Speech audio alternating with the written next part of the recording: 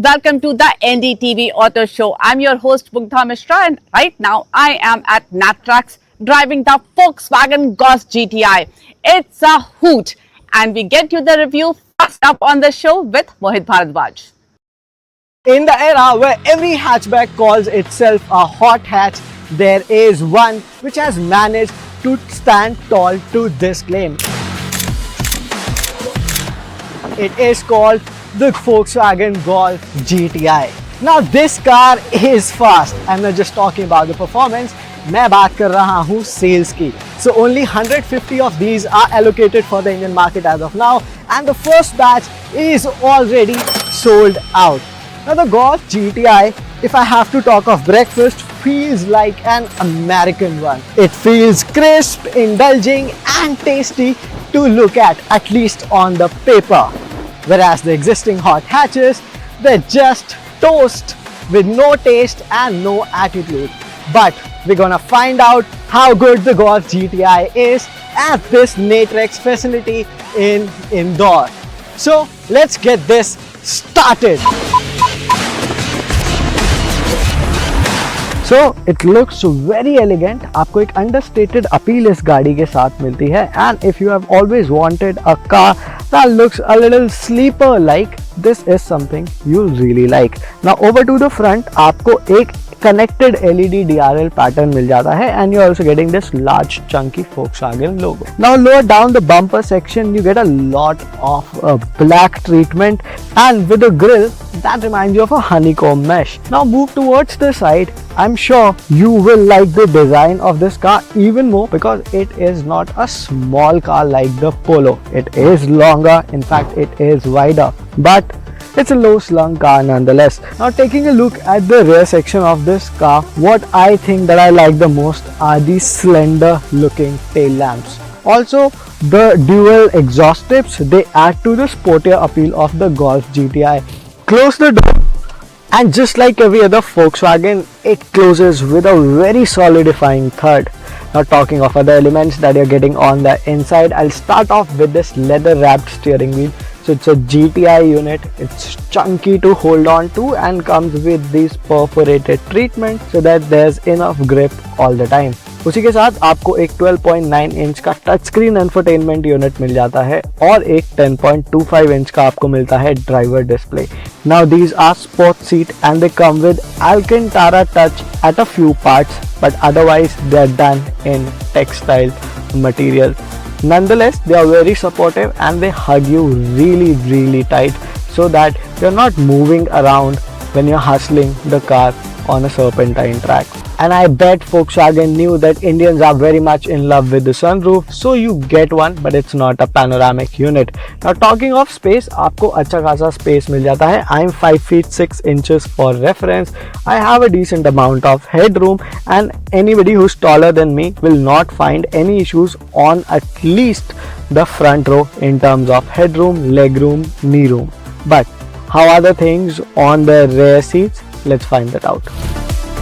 The front seat is set to my driving position, and again I have ample amount of knee room, leg room and headroom is not an issue for me. Now 3 people can sit abreast here, but there's a huge transmission tunnel that protrudes into the footwell area. Also you're getting rear AC vents and 2 Type-C charger, which is an interesting bit. Another interesting affair here are these seat backs. So you get 2 phone pockets along with a magazine holder here, and if you thought the car doesn't feel luxurious enough, the door pads do come with this Alcantara treatment, but nonetheless this plastic is soft touch on the topmost part of the cabin, but as you go lower down it starts getting scratchy, and you're treated with a rear seat armrest. So now we are finally driving the Volkswagen Golf GTI and on the Indian soil here at Natrax's handling track. We earlier drove it on the high-speed track of the facility where we could do top speeds of around 267 kmph. All thanks to its powerful 2-liter 4-cylinder turbo petrol motor जो कि बनाती है 265 horsepower along with 370 Newton meters of max torque. Now all of these numbers are channeled to the wheels via a 7-speed dual clutch gearbox. Also, the 0 to 100 kmph sprint takes only 5.9 seconds.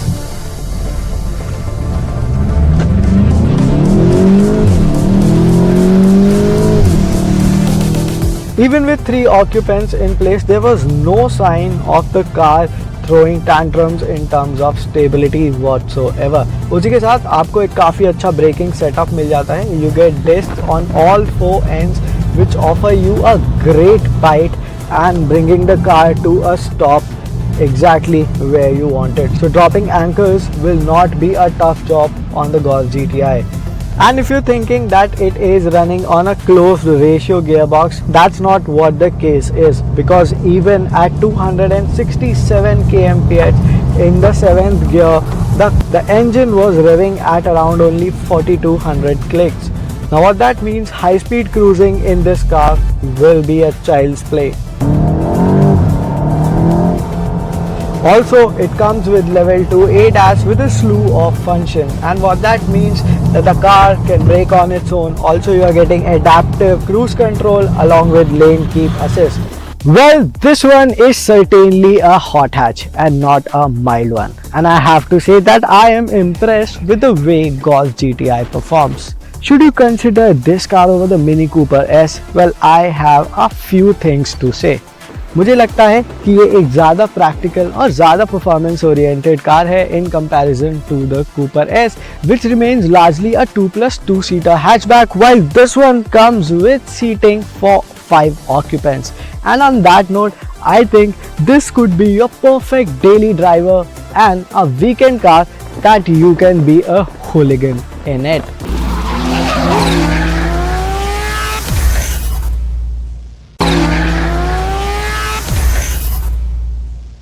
Hello and welcome to NDTV Auto. I am Anirban, and today I have a specimen with me which is a dying breed.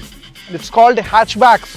In fact, few manufacturers are there who are still having faith on these compact cars,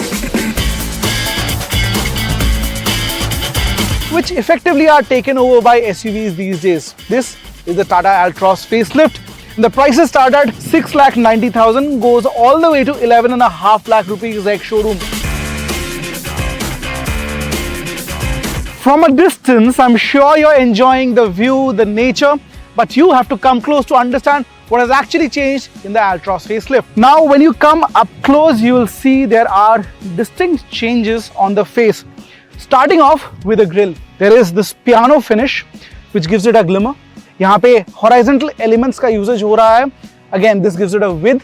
और similar horizontal elements आपको lower half bumper पे भी दिख जाएंगे. There is camera right in the center, which signifies now the Altroz gets 360-degree camera with its top-end variants. Onto the side, the design cues are more prominent. 16-inch alloy wheels, the shade is different, and this reminds me थोड़ा EV type का look आपको यहाँ पे दिखाई पड़ेगा. Change side profile में भी दिया गया है.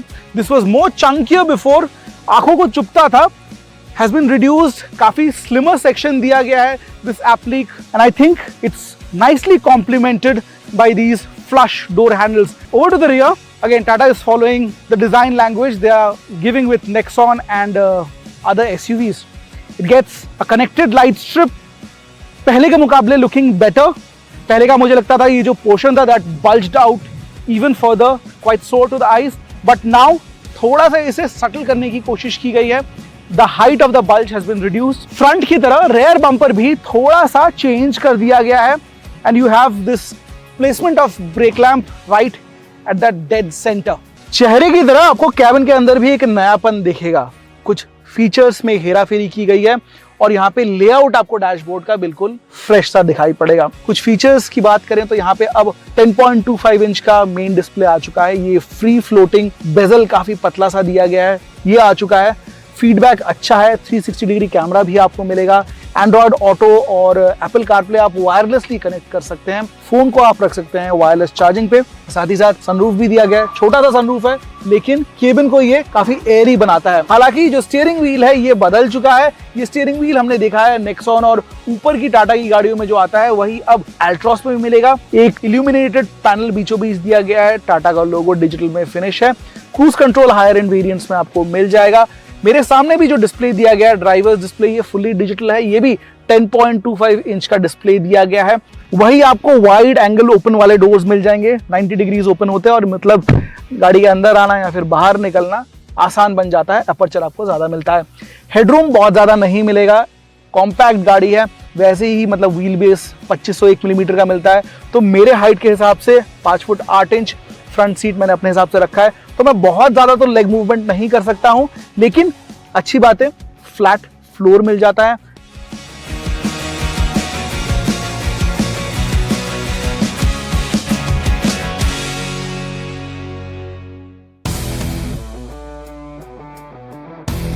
ये एक मिड लाइफ फेसलिफ्ट है और टाटा मोटर्स ने कोई तब्दीलियां नहीं की हैं एल्ट्रॉस के पावर ट्रेन में।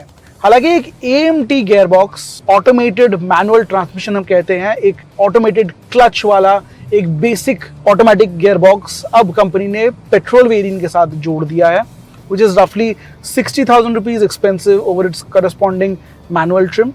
हालांकि उस गियर बॉक्स को आज हमें चलाने का मौका नहीं मिला। What we drove is the 1.2 liter 3-cylinder petrol engine which gets option of एक 5-speed manual transmission।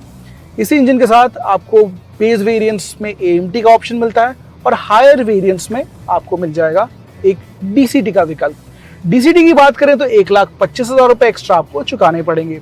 CNG का भी आपको अवसर मिल जाएगा और CNG के लिए आपको लगभग 1 लाख से 1,10,000 रुपए एक्स्ट्रा चुकाने पड़ेंगे over corresponding petrol only trim.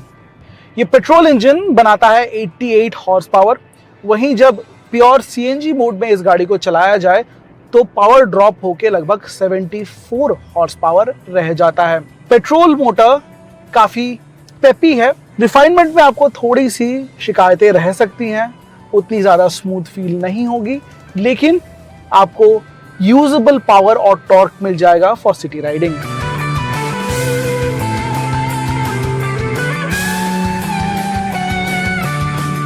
NVH levels आपको कभी कभार परेशान कर सकते हैं, स्पेशली अगर आप किक डाउन एक्सीलरेशन की ओर देख रहे हैं, क्विकली अगर आपको ओवरटेक करना पड़े इन सिटी ट्रैफिक। एग्जिस्टिंग एल्ट्रॉस ओनर्स के साथ माइलेज की दिक्कतें रही हैं और मुझे लगता है ये गाड़ी भी आपको शहरी ट्रैफिक में 12 से 13 की औसत ही निकाल के दे पाएगी।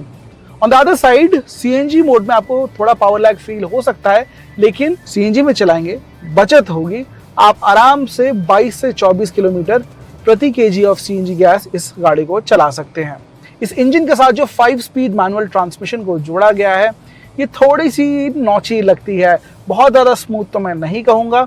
हालांकि जो क्लच ट्रैवल है वो रीजनेबल है। आपको बहुत ज़्यादा पुरानी टाटा की गाड़ियों में हमने जैसे देखा है क्लच ट्रैवल बहुत ज़्यादा होता है, वैसा यहाँ पे हिसाब नहीं है, लेकिन गियर शिफ्ट के वक्त आपको थोड़ी सी ये रबरी फील ज़रूर होगी, उतनी स्मूथ नहीं लगेगी जो कि आप एक्सपीरियंस करेंगे एक मारुति या फिर Hyundai की गाड़ी से।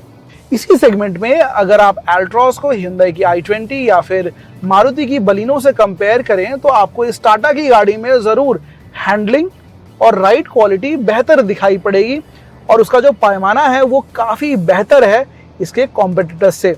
जब आप खराब सड़कों पे एल्ट्रॉस को चलाते हैं, it absorbs road undulations, spot holes brilliantly.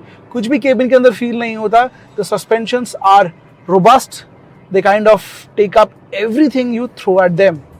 वहीं अगर हम हैंडलिंग की बात करें, थोड़ा सा वेटेड स्टीयरिंग है and you would feel this nice and heft on the highways. आपको एक अच्छी पकड़ मिल जाती है and I think these are 2 factors जो आपको एक रेगुलर i20 या फिर बलिनो से बेहतर दिखाई पड़ेगी इन द टाटा एल्ट्रॉस। कुछ वक्त हमने डीजल एल्ट्रॉस के साथ भी बिताया। Do check out our experience. This is the only hatchback in the market where you get a powerful torquey diesel engine. वही सेम 1.5 लीटर का टर्बोचार्ज डीजल मिल जाता है, जिसे जोड़ा गया है एक 5-स्पीड मैनुअल गियर बॉक्स के साथ। पहले की जैसे ही आपको अच्छा खासा टॉर्क बैंड दिख जाएगा, स्पेशली लो रेव से। इसका यही मतलब होता है सिटी में ओवरटेक करना आसान है। हाईवे पे आप इसे क्रूज कर सकते हैं एट ट्रिपल डिजिट स्पीड्स, आपको वही टॉर्क क्रश फील होगा। माइलेज भी ये गाड़ी अच्छा निकाल के देती है। हाईवेज पे आप 18 से 20 किलोमीटर प्रति लीटर ऑफ डीजल एक्सपेक्ट कर सकते हैं। लेकिन अगर आप डीजल लेते हैं the down side is the NVH level. Specially जब आप रेव करते हैं कैबिन के अंदर आपको ढेर सारा डिस्टर्बेंस सुनाई देगा, just like this. But then चाहे आप पेट्रोल लें, CNG लें या फिर diesel, what really comes standard and established with the Altroz is safety features। आपको 6 एयरबैग्स विद ESP स्टैंडर्ड मिल जाते हैं और साथ ही साथ 5 स्टार GNCAP क्रैश टेस्ट द्वारा एक proper stamp which makes it one of the safest cars in the Indian market। साथ ही साथ 360 डिग्री कैमरा भी अब जोड़ दिया गया है टॉप एंड वेरिएंट्स में, which means जब आप क्लोज टाइट सिटी ट्रैफिक से गाड़ी निकाल रहे हैं तो आपको अच्छी मैन्यूवरेबिलिटी मिल जाएगी। You can have a better view of your surroundings.